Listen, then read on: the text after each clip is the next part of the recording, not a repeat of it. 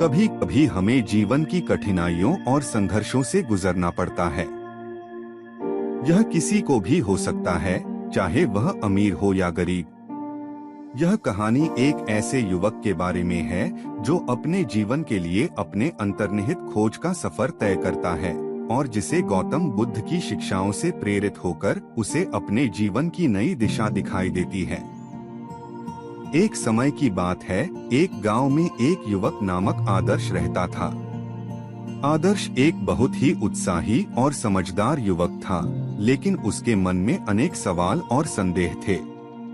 उसका मन अशांत था और वह अपने जीवन का उद्दीपन ढूंढने के लिए अज्ञात राहों पर चल पड़ा।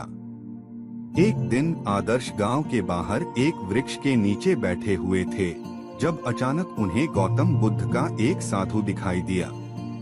साधु का शांत और प्रशांत स्वभाव सिद्धार्थ को आकर्षित करता है। उसने बुद्ध से मिलने की इच्छा की और उसने उनके पास जाकर बैठ गया।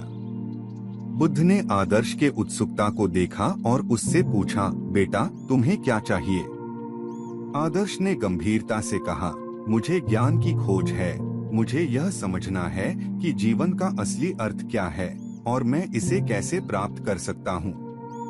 बुद्ध ने मुस्कान के साथ कहा, बेटा, सच्चे ज्ञान को प्राप्त करने के लिए तुम्हें पहले अपने अंदर की शांति और समर्पण को खोजना होगा। ज्ञान वहाँ मिलता है जहाँ शांति होती है।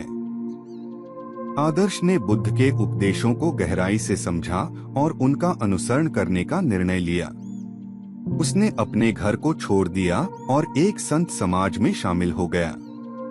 वहाँ उसने ध्यान और तपस्या के माध्यम से अपने अंदर की गहराइयों में जाकर शांति का अनुभव किया।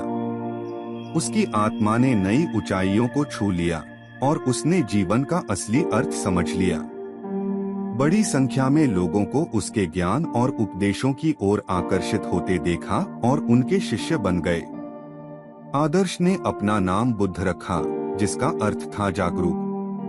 उसने लोगों को जीवन के साथ कैसे संघर्ष किया जा सकता है और कैसे शांति और सुख को प्राप्त किया जा सकता है, यह सिखाया। इस कथा से हमें यह सीखने को मिलता है कि जीवन में सच्चे ज्ञान को प्राप्त करने के लिए हमें अपने अंदर की खोज करनी चाहिए।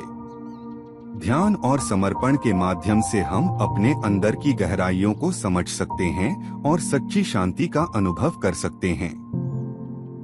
इसके बाद हम जीवन को सही दिशा में चला सकते हैं और सच्चे सुख को प्राप्त कर सकते हैं।